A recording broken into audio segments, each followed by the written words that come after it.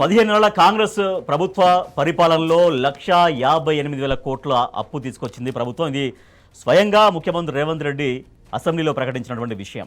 So ఆయన చెప్పారు, నేను మా డిప్యూటీ సీఎం ఇంకా మంత్రులందరూ కలిసి రాష్ట్రం కోసం 1,58,000 కోట్లకు పైగా అప్పు తీసుకొచ్చామని. సో అంతవరకు బాగానే ఉంది, ఓకే. కానీ తర్వాత మళ్ళీ ముఖ్యమంత్రి ఏం చెప్తున్నారంటే, ఇక ఎవరు నమ్మట్లేదు, తెలంగాణ ప్రభుత్వాన్ని ఎవరు నమ్మట్లేరు, తనను ఎవరు నమ్మట్లేరు, ఇక రాష్ట్రానికి భవిష్యత్తులో ఎక్కడా కూడా మార్కెట్లో అప్పు పుట్టదు అంటూ తన అసమర్థతను తానే చాటుకుంటున్నటువంటి పరిస్థితి.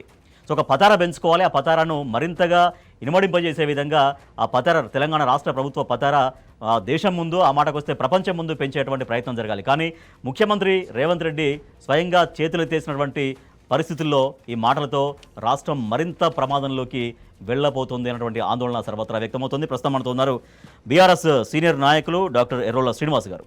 నమస్తే ఎర్రోల శ్రీనివాస్ గారు. రైట్ శ్రీనివాస్ గారు, ముఖ్యమంత్రి మాట్లాడుతున్నారు, అనేక సందర్భాల్లో మాట్లాడుతున్నారు. ఒక పక్కనేమో తెలంగాణ రైజింగ్ అంటున్నారు, మరో వేదిక పైనేమో తెలంగాణ మొత్తం అప్పుల పాలైపోయిందని చెప్పడం, తర్వాత గత బీఆర్ఎస్ ప్రభుత్వాన్ని ఇంకా కూడా స్టిల్ మదనం చేస్తూ మాట్లాడడం, ఇక మార్కెట్లో అప్పు పుట్టదు, మనల్ని ఎవరు నమ్మట్లేరు. ఇది ముఖ్యమంత్రి రేవంత్ రెడ్డి నోటెంట వస్తున్నటువంటి మాటలు. ముఖ్యమంత్రి గారు మా పదవిలా కూర్చున్నప్పటి నుంచి, పదవి కుర్చీ ఎక్కినప్పటి నుంచి ఈ ప్రభుత్వము ప్రభుత్వము దివాలా తీసింది, రాష్ట్రమంతా దివాలా తీసింది.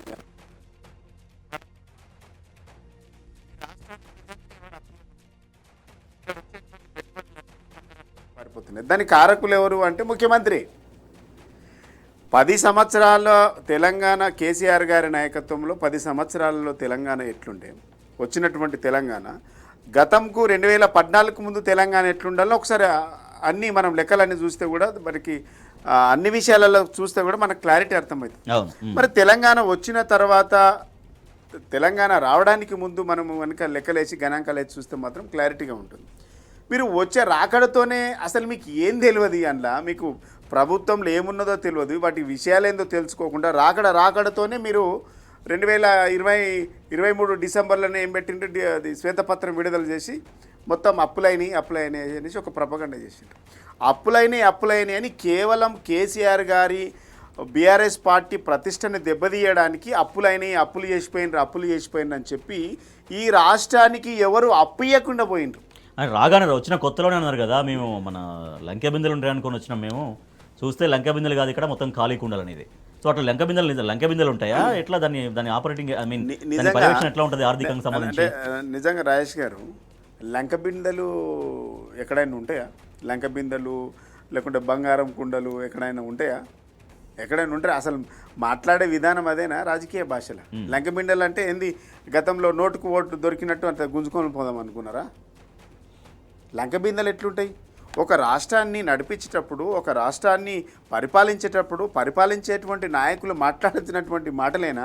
అందుకనే ఒక టీవీ ఛానల్లో ఒక రిపోర్టర్ను, బట్టి విక్రమార్క గారిని అడుగుతున్నప్పుడు, ఇన్ని హామీలు ఇచ్చిండ్రు కదా మీరు, ఇన్ని హామీలు ఇచ్చినప్పుడు మరి ఇవన్నీ కూడా ఎట్లా అమలు చేస్తారు, ఉన్న బడ్జెట్ అవన్నీ చూసుకొని మీరు హామీలు ఇచ్చిండ్రా, ఎట్లా ఇచ్చిండ్రా అని అంటే, ఈ పార్టీకి 100 సంవత్సరాల అనుభవం ఉన్నది. మా పార్టీకి 100 సంవత్సరాల అనుభవం ఉన్నది. దీన్ని ఎట్లా మేము అమలు చేయాలనో, ఎట్లా సమకూర్చుకోవాలో, ఆదాయం ఎట్లా, వనరులు ఎట్లా సమకూర్చుకోవాలో, ఎట్లా అమలు పరచాలో మాకున్నటువంటి అనుభవం, మా పార్టీకి ఉన్నటువంటి అనుభవం ఏ పార్టీకి లేదు భారతదేశంలో అని చెప్పిండు.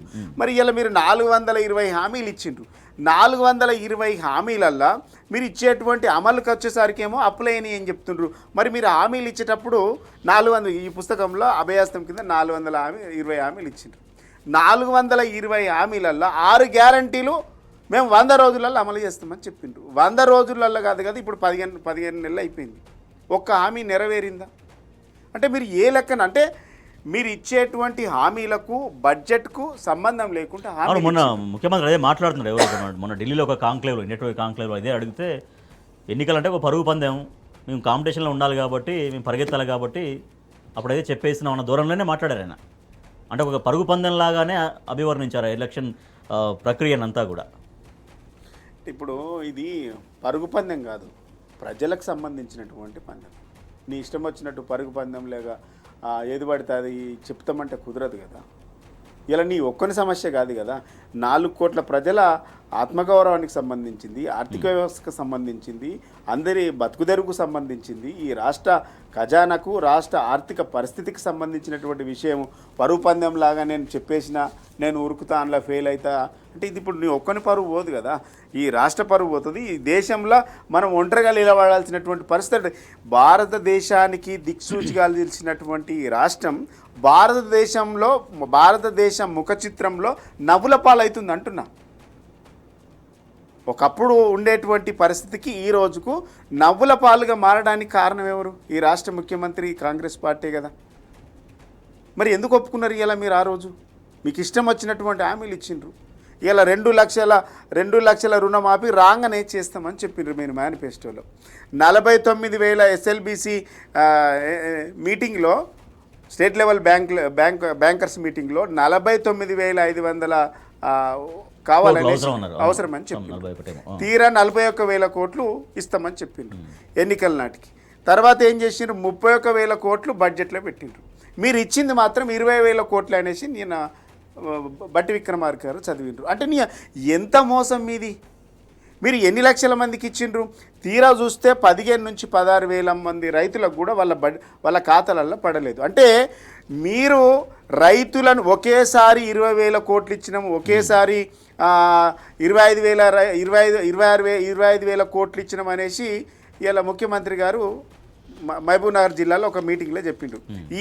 ఈరోజు 25,500 కోట్లు ఇస్తున్నాం, దీంతో రైతు రుణమాఫీ అయిపోయింది అని చెప్పిండ్రు. ఇలా హరీష్ రావు గారు చాలా స్పష్టంగా చెప్పిండ్రు కదా, నా నియోజకవర్గంలో ఇంకా ఇంతమందికి రావాల్సినటువంటి అవసరం ఉంది అని చెప్పిండు. అంటే ఇది రాష్ట్ర వ్యాప్తంగా తీసుకుంటే ప్రతి నియోజకవర్గం ప్రతి గ్రామానికి తీసుకుంటే 50 నుంచి 60% మందికే రైతు రుణమాఫీ జరిగిందని చాలా క్లారిటీగా అర్థమైంది. ఇక మీరు చేసింది ఏంది ఇలా? మీరు 31,000 బడ్జెట్ ఏమో 31,000 పెడతామని చెప్పిండ్రు, 26,000 కోట్లు ఇస్తామని చెప్పిండ్రు. అంటే మీరు మాట్లాడిన ప్రతిసారి సందర్భంలో కూడా తగ్గుకుంటూ వచ్చింది. మీరు ఇచ్చింది మాత్రం 20,000 కోట్లే. అరే మీ ముఖ్యమంత్రికి, ఫైనాన్స్ మినిస్టర్కు, వ్యవసాయ శాఖ మంత్రికి పొంతనే లేదు మీరు మాట్లాడుతున్నటువంటి మాటలకు. ఇలా కౌలు రైతులకు భరోసా ఇస్తామని చెప్పిండ్రు, కౌలు రైతులకు 15,000 రూపాయల భరోసా ఇస్తామని చెప్పిండ్రు. ఇలా ఏమైంది? ఇలా 12,000కే కుదించిండ్రు. మీరు మేనిఫెస్టోలో పెట్టించేమో 15,000 ఇస్తామని చెప్పిండ్రు. దాన్ని చాలా విస్తృతంగా ప్రచారం చేశారు కదా, అడుగోలుగా చేసిండ్రు. అదే యాక్చువల్గా అదే 12 బీఆర్ఎస్ రాగానే ఇస్తామని చెప్పారు సీఎం అప్పుడు కేసీఆర్ గారు. ఇదే 12 ఇప్పుడు మేము కేసీఆర్ ఇచ్చేది 10,000, మేము వస్తే 15,000 అన్నారు రైతులకు, కౌలు రైతులకు. ఇలా కౌలు రైతుల గురించి మాట్లాడితే ఏమంటున్నారు వ్యవసాయ శాఖ మంత్రి? కౌలు రైతులు ఇద్దరు కలిసి మాట్లాడుకోవాలని వస్తారు. ఈ మాట ముందుగానే అంటే ఈ ముందుగానే చెప్తే మీకు ఓటే వెళ్ళ లేదా రైతు డిసైడ్ చేసుకుంటాడు కదా. అంటే ఎంత మోసం చేసిండ్రు వీళ్ళు రైతులను అనంటే, రైతులను అడుగడుగున మోసం చేసిండ్రు. అన్ని పంటలకు ఇంట్లో క్లారిటీగా ఉంటుంది. అన్ని పంటలకు మేము బోనస్ ఇస్తామని చెప్పిండు, ప్రతి పంటకు బోనస్ ఇస్తామని చెప్పిండు. ఇలా వీళ్ళు బోగస్ మాటలు చెప్పేటువంటి పరిస్థితి కనబడుతూ ఉన్నది. ఇలా ఇంట్లో క్లారిటీ ఏముంటుందంటే అన్ని పంటలకు 500 రూపాయల బోనస్ ఇస్తామని చెప్పిండు. ప్రతి పంటకు దాదాపుగా 12 పంటలు ఉన్నాయి. ఈ 10-12 పంటలకు అన్నిటికీ 500 రూపాయల బోనస్ ఇస్తామని చెప్పిండ్రు. ఇలా సన్నాలకు మాత్రమే బోనస్ ఇస్తామని చెప్పిండ్రు. సన్నాలు ఎక్కడేస్తానండి? యాసంగిలో వేస్తారా? ఎంత బోగస్ అంటే రైతు భరోసా అని చెప్పింది. ఇలా 15 నెలలు అయింది. ఇలా 15 నెలలు అయింది. ఇప్పటి వరకు రైతు భరోసా ఇవ్వలే. మొన్న జనవరి 26 తారీఖు ఇస్తామని చెప్పిండ్రు. ఇప్పటి వరకు ఎవరికి పడలేదు తెలియదు. 3 ఎకరాల వరకు అయితే పడ్డదని ప్రభుత్వం 3 ఎకరాల పడ్డాయి. 3 ఎకరాల నుంచి ప్రభుత్వం నుంచి ఎటువంటి ప్రకటనలు కూడా లేవు. ఇక అంతే ఓవరాల్గా 5% 10% చేసిండ్రు. ఇప్పటి వరకు కూడా అది ఎవరికి కూడా అందలేదు, అందినట్టు కూడా ప్రకటన లేదు. అంటే ఈ ప్రభుత్వం దగ్గర సమాచారం లేదన్న సంగతి మనకు క్లారిటీగా అర్థమవుతూ ఉంది. అంటే ఇక్కడ రైతులను మోసం చేసిండ్రు. అదేవిధంగా మేము అధికారంలోకి రాగానే 2 లక్షల ఉద్యోగాలు ఇస్తామని చెప్పిండ్రు. 2 లక్షల ఉద్యోగాలు ఇస్తామని ప్రకటన చేసిండ్రు. వాళ్ళు 2 లక్షల ఉద్యోగాలు ఇస్తామనేసి వీళ్ళని నమ్మకపోతే రాహుల్ గాంధీని తీసుకొచ్చుకున్నారు ఢిల్లీకి. రాహుల్ గాంధీని తీసుకొచ్చి అశోక్ నగర్ చివరస్తులో అక్కడ స్టడీ సెంటర్లలో చిక్కటిపల్లిలో ఉన్నటువంటి లైబ్రరీ దగ్గర రాహుల్ గాంధీతో ధర్నా చేయించారు. ఇలా 2 లక్షల ఉద్యోగాలు అని చెప్పి ఇలా వాళ్ళను విద్యార్థులను యువకులను అందరినీ కూడా వాళ్ళ ఎన్నికలకు కార్యకర్తల్లాగా వాడుకున్నారు. వాళ్ళని వాడుకొని ఇలా వాళ్ళు వదిలేసిండ్రు. మా ఉద్యోగాలు మాకు ఇవ్వాలనేసి వాళ్ళు నిరుద్యోగులందరూ కూడా ధర్నా చేస్తే వాళ్ళ వీపులు వాసేటట్టు అశోక్ నగర్ చివరస్తులో పోలీసులతో కొట్టించినటువంటి నీచమైన చరిత్ర ఉంది. ఇంకోటి అమ్మాయిలను కూడా చూడకుండా కర్కశంగా లాఠీ చర్చించింది. మన దగ్గర వీడియోలు ఉంటాయి. 2009 నాటి ఉద్యమ కాలంలో ఏ విధంగా అయితే ఉస్మానియా యూనివర్సిటీలో అమ్మాయిల పైన కర్కశంగా లాఠీ చార్జ్ జరిగిందో, మొన్న అశోక్ నగర్ చివరస్తలో అశోక్ నగర్లో కూడా విద్యార్థులు మాకు రావాల్సినటువంటి మీరు ఇస్తానటువంటి మీరు చెప్పినటువంటి వాగ్దానాలు నెరవేర్చండి, మాకు 2 లక్షల ఉద్యోగాలు ఇస్తారా లేదా, మాకు డిఎస్సి మెగా డిఎస్సి 25,000తో మెగా డిఎస్సి ఇస్తామన్నారు కదా, గ్రూప్ 1 గ్రూప్ 2 ఉద్యోగాలు పెంచుతా అన్నారు కదా, ఎందుకు పెంచట్లేదు అని అడిగినందుకు లాఠీలతోని వాళ్ళ వీపులు వాసేటట్టు కొట్టిండ్రు. నిరుద్యోగుల గురించి మీరు ప్రస్తావించారు కాబట్టి నోటిఫికేషన్లు నిరుద్యోగులే ఆపమంటున్నారు, అంత భారీగా నోటిఫికేషన్లు వస్తున్నాయి, వెంటనే బ్యాక్ టు బ్యాక్ నోటిఫికేషన్లు వస్తుంటే నిరుద్యోగుల నుంచే నోటిఫికేషన్లు ఆపండి అంటున్నారు మా ప్రభుత్వంలో అనేది ఇప్పుడు వాళ్ళు చెప్తున్నమాట. అసలు మీరు ఇచ్చింది ఏంది? 57,000 ఇచ్చిందని చెప్పిండు. ఎంత సిగ్గు చేయడంటే ఈ పార్టీది ఈ ప్రభుత్వాన్ని. నిన్న కారుణ్య ఉద్యోగాలు ఇచ్చి కూడా ఈ ఉద్యోగాలు కూడా వాళ్ళ ఖాతాలను వేసుకునేటువంటి పరిస్థితి, అవి కూడా మేమే ఇచ్చినామని చెప్పుకుంటున్నాం. మీరు ఇచ్చినటువంటి 57,000 ఉద్యోగాలలో మీరు ఇచ్చినవి కేవలం 6 నుంచి 7,000 నోటిఫికేషన్ ఇచ్చినటువంటి వాటికి 6 నుంచి 7,000 మాత్రమే. మిగిలినటువంటి 50,000 ఉద్యోగాలన్నీ కూడా గతంలో బీఆర్ఎస్ ప్రభుత్వము నోటిఫికేషన్లు ఇచ్చినటువంటి ఉద్యోగాలు. అవి మీరు ఎట్లా ఇచ్చినట్టు? అవి మీరు ఇచ్చినవి కేవలము 5,000, 6,000 కదా. మీరు 6,000, 7,000 ఉద్యోగాలు ఇచ్చి ఇలా మేము 57,000 ఉద్యోగాలు మేమే ఇచ్చినామంటే ఇంతకంటే దుర్మార్గం ఏముంటుంది? ఉద్యోగాలకు నోటిఫికేషన్లు ఇచ్చింది మేము, ఉద్యోగాలకు టెస్టులు పెట్టింది మేము, పరీక్షలు పెట్టింది మేము, ఇంటర్వ్యూలు పెట్టింది మేము, రిజల్ట్ ఇచ్చింది మేము, ఆర్డర్ కాపీలు ఇచ్చి ఇలా మీరు మీ ఖాతాలు వేసుకుంటుండ్రు. ఎంత నీచమైన చరిత్ర అసలు. అంటే నోరు తెరిస్తే అబద్ధాలే. ఎట్లుందంటే మేము కట్టినటువంటి ఫ్లైఓవర్కేమో రంగులేసి బ్యూటిఫికేషన్ మేమే చేసినామని చెప్తుండ్రు. అదేవిధంగా మేము ఇచ్చినటువంటి నోటిఫికేషన్లు నియామక పత్రాలు ఇచ్చి జాబ్ క్రియేషన్ అంటుండ్రు. వీళ్ళు నోటిఫికేషన్ ఎప్పుడు ఇచ్చిండ్రు? మీరు నోటిఫికేషన్ ఇచ్చి జాబ్ క్రియేషన్ ఎప్పుడు చేసిండ్రు? బ్యూటీ కన్స్ట్రక్షన్ చేసి జాబ్ క్రియేషన్ ఎప్పుడు చేసిండ్రు అని అడుగుతా ఉన్నాం. ఇది ఒక విచిత్రమైనటువంటి వాతావరణం కనబడుతుంది. గత బీఆర్ఎస్ ప్రభుత్వం పైన అనేక విమర్శలు అప్పుడు పీసీసీ చీఫ్గా ఉన్నప్పుడు రేవంత్ రెడ్డి చేసేవారు. అప్పులమయంగా అయిపోయింది, అప్పులమయం, అప్పు ముప్పు అని చెప్పేవారు. కానీ ఇవాళ ప్రభుత్వంలోకి వచ్చిన తర్వాత ఇప్పటికే 158,000 కోట్లకు పైగా అప్పులు చేశారు.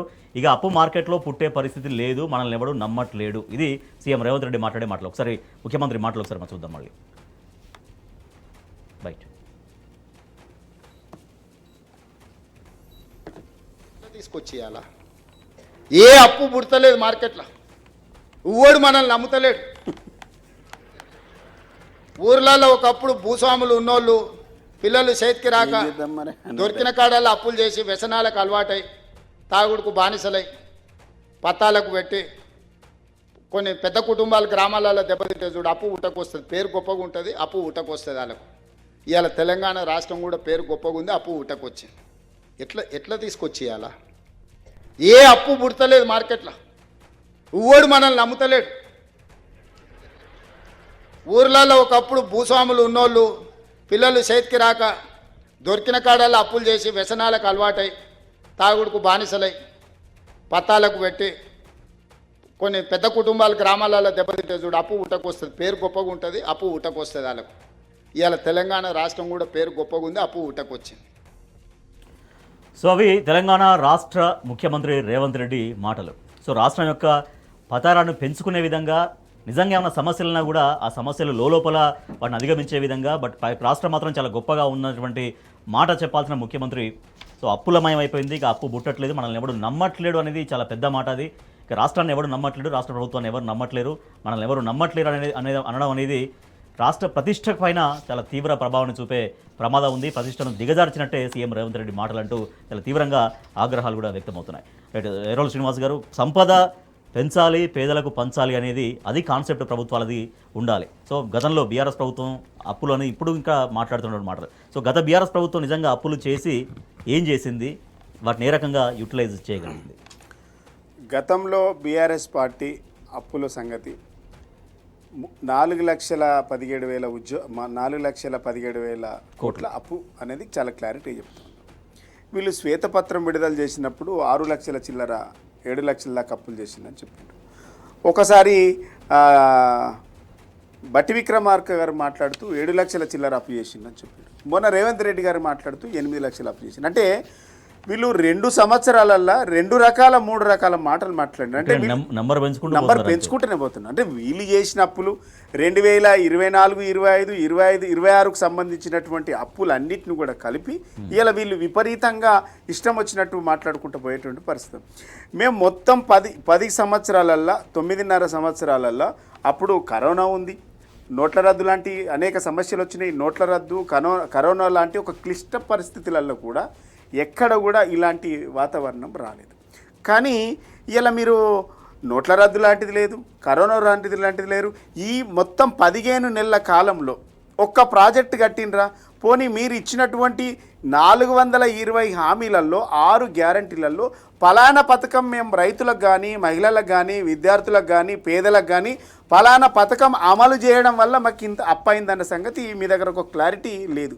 మరి 1,63,000 కోట్లు ఏ విధమైనటువంటి అప్పు చేసిండ్రు? అంటే మేము 9.5 సంవత్సర కాలంలో 4,20,000 కోట్ల అప్పు చేస్తే మీరు 15 నెలల్లో మీరు 1,63,000 కోట్లు అప్పు చేసిందంటే రామారామి సగటున నెలకు వచ్చేసి మీరు 12,000 కోట్ల రూపాయలు అప్పు చేసిండ్రు ఇక్కడ. మరి ఈ 12,000 కోట్లు నెలకు అప్పు చేసి ఏం సాధించిండ్రు? ఎన్ని ప్రాజెక్టులు కట్టిండ్రు? మీరు పోయిన ప్రాజెక్టులు ఏం పెట్టిండ్రు? 6 పెండింగ్ ప్రాజెక్టులను కడతాము, కంప్లీట్ చేస్తామని చెప్పిండ్రు. ఒక్క ప్రాజెక్ట్ కంప్లీట్ అయిందా? ఇలా మీరు 1,63,000 కోట్ల అప్పు తీసుకొచ్చి ఏం పని చేసిండ్రు, ఎవరు పాలు చేసిండ్రు అని అడుగుతా ఉన్నాం. ఇలా మేము 4,17,000 కోట్ల అప్పు తెచ్చేమో మేము ఇన్ని ప్రాజెక్టులు కట్టినాము. మిషన్ భగీరథ లాంటి కార్యక్రమాన్ని తీసుకున్నాము. రైతులకు 73,000 కోట్ల మేము రైతు బంధు కింద ఇచ్చినాము. రైతు బంధు కింద ఇచ్చినాము. రైతులు ఎక్కడైనా అకారణంగా చనిపోతే వాళ్ళకు ఆసరగా నిలబడి రైతు బీమా లాంటి కార్యక్రమాలు ఇచ్చినాము. 2,000 రూపాయల పింఛని దాదాపుగా 46 లక్షల మంది వృద్ధులకు పింఛన్లు ఇచ్చినాము. ఇలా మీరు ఏం చేసిండ్రు? మీరు ఇలా రైట్. నాడు బీఆర్ఎస్ ప్రభుత్వం అప్పులు తీసుకొచ్చి సంపద సృష్టించి ఆ సంపదను పేదలకు ప్రజలకు పంచేటువంటి కార్యక్రమం తీసుకుంది, ఆ విధానం తీసుకుంది. కానీ ఇవాళ కాంగ్రెస్ ప్రభుత్వం 1,58,000 కోట్ల అప్పు తీసుకొచ్చి ఏం చేసినట్టు అనేది బీఆర్ఎస్ కూడా అడుగుతుంది, ప్రజలు కూడా అడుగుతున్నారు. దాంతోపాటుగా సీఎం రేవంత్ రెడ్డిగా ప్రభుత్వాన్ని ఎవరు నమ్మట్లేరు, మనల్ని ఎవరు నమ్మట్లేరు, మార్కెట్లో అప్పు బుట్టదు అని చెప్పడం కూడా చాలా తీవ్రంగా ఆందోళన వ్యక్తమవుతుంది. సో ఇప్పుడే ఈ పరిస్థితిలో ఉంటే ఇంకా 3.5 సంవత్సరాల కాలంలో ఈ ప్రభుత్వం ఎట్లా మనుగడ సాగిస్తుంది, ప్రజలకు ఇచ్చినటువంటి మాటలు ఎట్లా నెరవేరుస్తుంది అన్నటువంటి ప్రశ్నలు కూడా ప్రజల నుంచి వస్తున్నాయి. ఈ ప్రభుత్వ వర్గాల్లో, ఆర్థిక విశ్లేషకుల్లో, పరిశీలకుల్లో, ప్రజల్లో కూడా ముఖ్యమంత్రి రేవంత్ రెడ్డి వ్యాఖ్యల పట్ల ఒక విస్మయం వ్యక్తమవుతుంది. ఒక ముఖ్యమంత్రి మాటలు రాష్ట్ర యొక్క పరువును, ప్రతిష్టను పెంచే విధంగా ఉండాలి, కానీ ఈ రకంగా దిగజార్చే విధంగా ఉండడం పట్ల తీవ్రంగా ఆగ్రహం వ్యక్తం చేస్తున్నారు. Thank you so much doctor Errolla Srinivas గారు. సో ఇది వాటి బరాబర్ అడుగుదంలో ప్రత్యేక చర్చ. చూస్తూనే ఉండండి టీ న్యూస్.